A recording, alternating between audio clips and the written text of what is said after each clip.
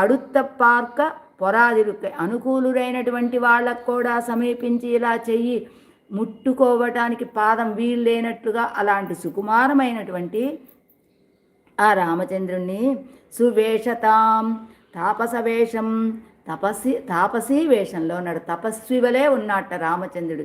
అయోధ్యలో అయితే ఒక రాకుమారుడిలాగా ఉంటాడు, కానీ ఇక్కడ ఎలా ఉన్నాడు? తాపసీ వేషం, తాపస వేషంతో ఉన్నాడు, తపస్వి వలె.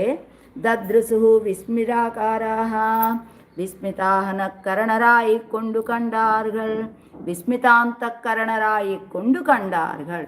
విస్మితమైనటువంటి ఆశ్చర్యకరమైనటువంటి ఇంద్రియాలు కలిగినటువంటి వాళ్ళై కండారుగలు వాళ్ళు నిన్ను సేవించలేదా? ఎవరినైనా అనుగ్రహించానా అంటావేమిటి? రామావతారంలో దండకారణ్యంలో ఉన్నటువంటి ఋషుల విషయంలో నువ్వు ఇలాంటి అనుగ్రహాన్ని చూపించలేదా?